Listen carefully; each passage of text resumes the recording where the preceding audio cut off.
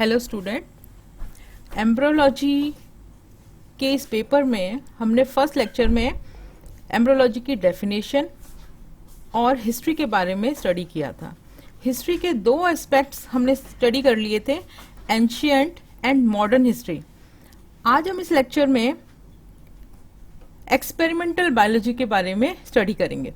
This is the third aspect of the histology, जिसके अंदर history, जिसके अंदर हम स्टडी करते हैं मोज़ेक थ्योरी ऑफ रॉक्स, जो कि रॉक्स ने दी थी मोज़ेक थ्योरी।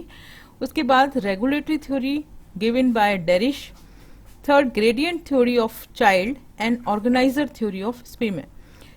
ये चारों एक्सपेरिमेंटल बायोलॉजी के ऊपर बेस थी, जो कि डिफरेंट साइंटिस्ट ने अपने कंक्लूजन इसके अंदर on the basis of experimental दिए थे।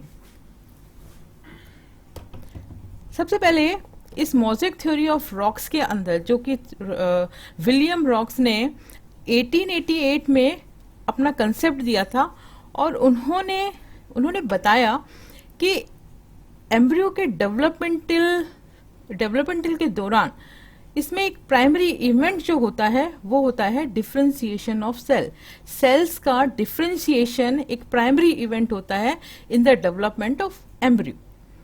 इसके अंदर स्टडी करते हुए इन्होंने बताया कि ब्लास्टुला जो होता है, इसके अंदर जब डिवीजन चलता है और ब्लास्टुला फॉर्मेशन होता है, इस ब्लास्टुला को उन्होंने मोज़ेक कहा। मोज़ेक मीन्स कि हर एक ब्लास्टोमियर, जो ब्लास्टोमियर से बनने वाले जो सेल, ब्लास्टोमियर के जो सेल्स होते हैं क्लीवेज के दौरान जो बनते हैं, जिन्हें हम ब्लास्टोमियर्स कहते हैं, इन ब्लास्टोमियर के अंदर एक प्री डिटरमाइंड कैपेसिटी होती है एम्ब्रियो बनाने की, जो कि एनिमल पोल की तरफ ये रहते हैं।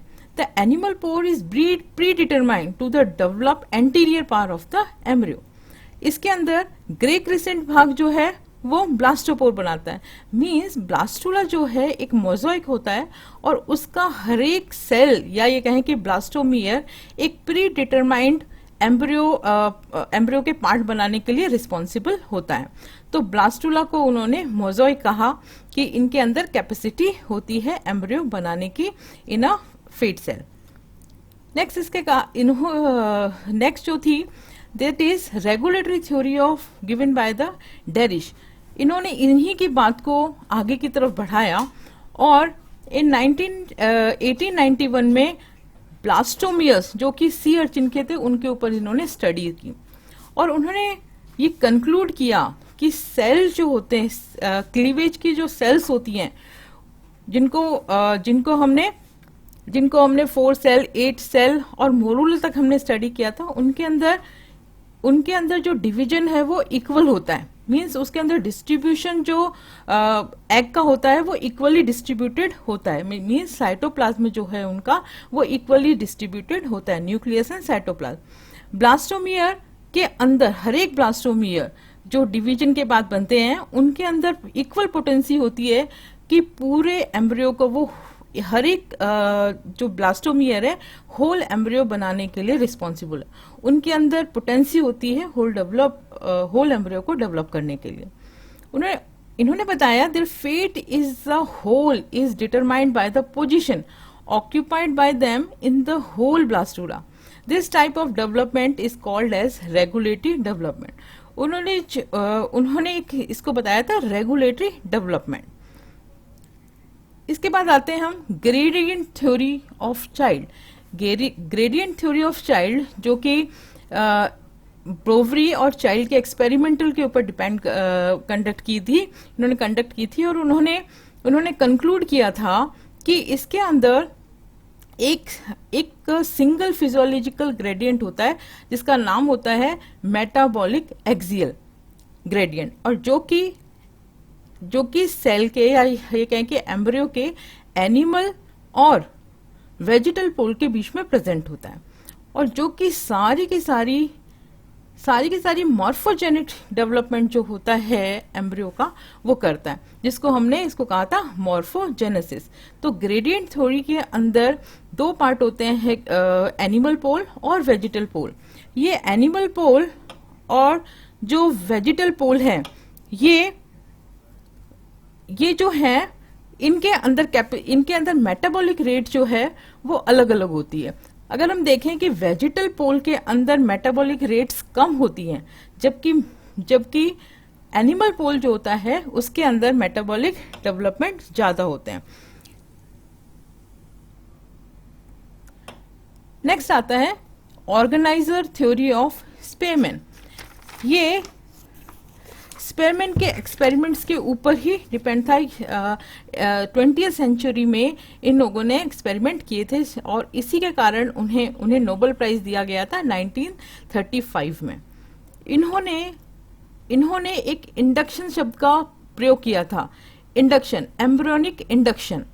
According to this, induction is the basic fundamental mechanism in the embryonic development. One embryo tissue stimulate and induce another existent tissue to develop into a specific structure. Spearman ने इस ब्लास्टोपोर जो होता है उसकी डॉर्सल लिप और blastopore को एक frog embryo के दूसरे पार्ट के अंदर फिक्स किया।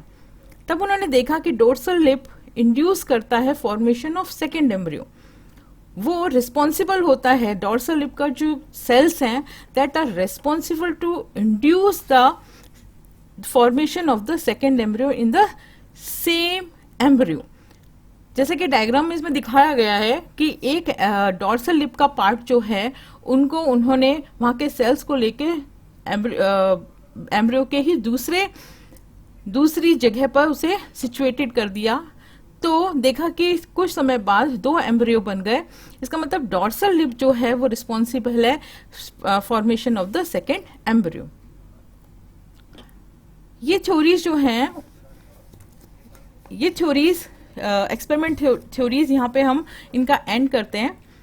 इसके बाद आती हैं कि एम्ब्रियोलॉजी की जब हम स्टडी करते हैं तो उसके अंदर एक एम्ब्रियोलॉजी से रिलेटेड बहुत सारी साइंस हैं। इन्हीं को हम इस टॉपिक के अंदर ब्रांचेस ऑफ एम्ब्रियोलॉजी में स्टडी करते हैं और इसमें देखते हैं कि इन एम्ब्रियोलॉजी ने बहुत सारी साइंसेस डेवलप कर दी हैं।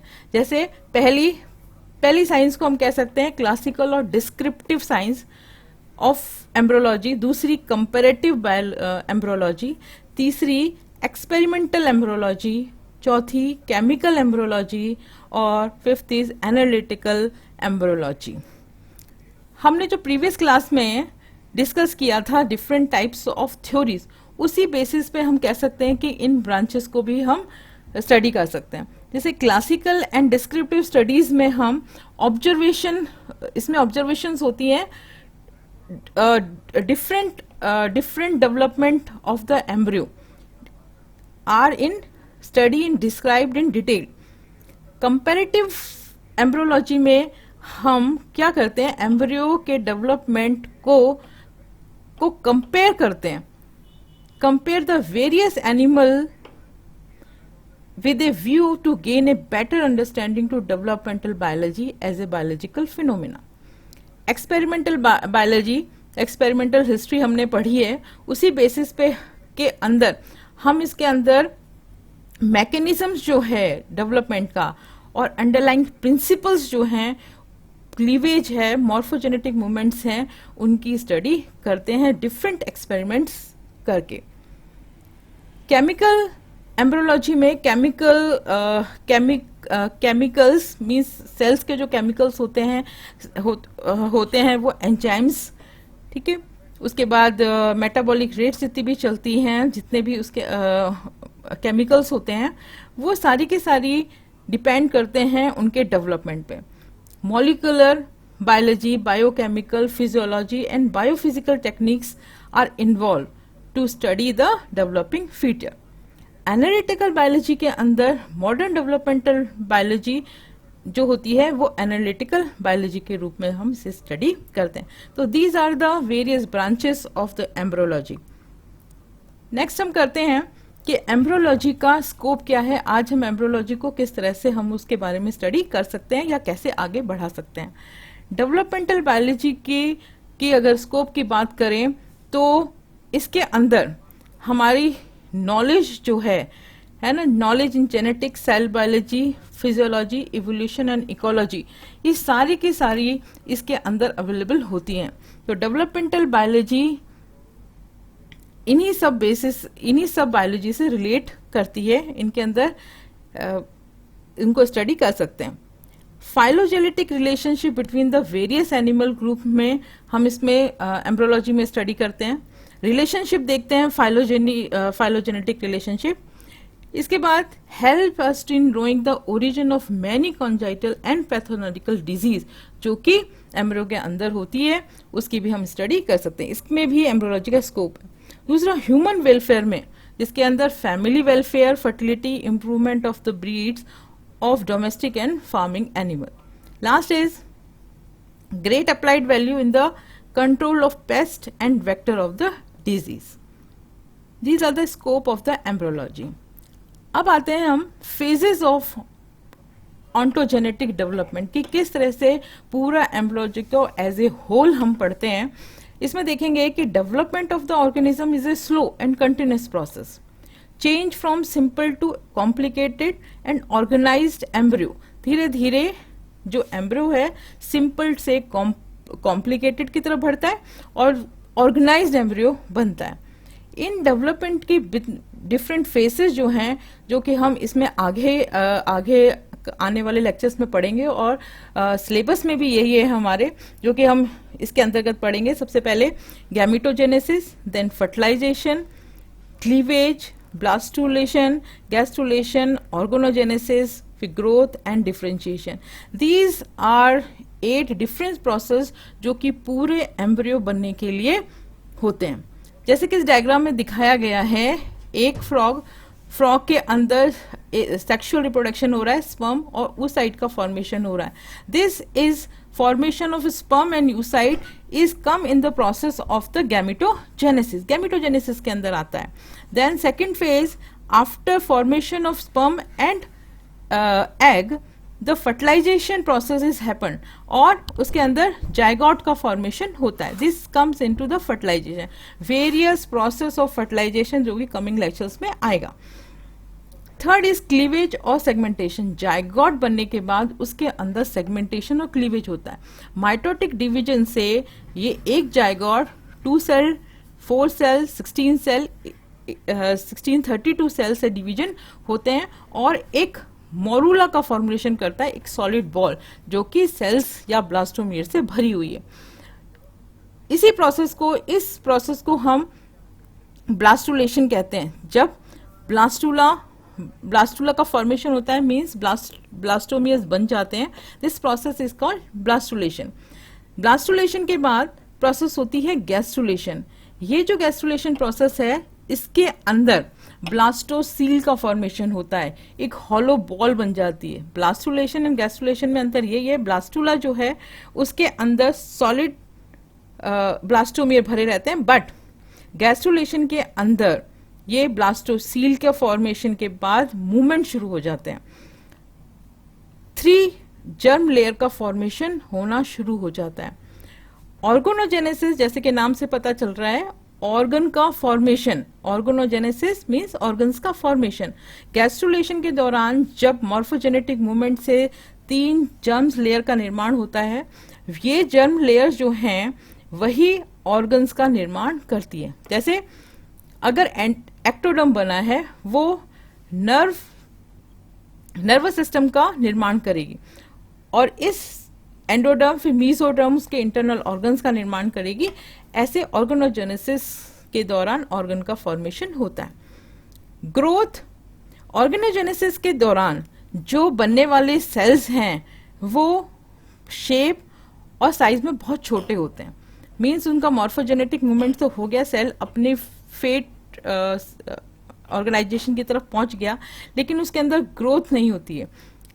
ग्रोथ के दौरान, जब ऑर्गेनोजेनेसिस के दौरान ग्रोथ होती है तो ऑर्गन का फॉर्मेशन होता है, वो शेप लेते हैं। उन्हीं के अंदर शेप ग्रोथ के दौरान ही डिफरेंशिएशन होता है। ये डिफरेंशिएशन क्या होता है? डिफरेंशिएशन इन सेल्स के अंदर मॉर्फोजेनेटिक दौरान मॉर्फोजेनेसिस के दौरान जब सेल्स अपनी स्थिति पे पहुंच गए, अपनी जगह पे पहुंच गए, वहां पे उनको ग्रोथ होने की जरूरत होती है, उनका ग्रोथ होता है, उनकी साइज जो है वो इंक्रीज होता है। ये डिफरेंशिएशन 4 भागों में हम इसको स्टडी करते हैं।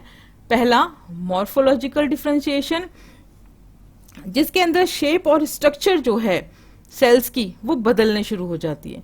फिजियोलॉजिकल डिफरेंशिएशन में उसकी फिजियोलॉजी स्टार्ट हो जाती है, मींस उसके अंदर एंजाइम्स और केमिकल्स जो हैं वो उसके अंदर इकट्ठा होना शुरू करते हैं और अपने एक फिजियोलॉजी वहां पे शुरू कर देते हैं। जैसे नर्व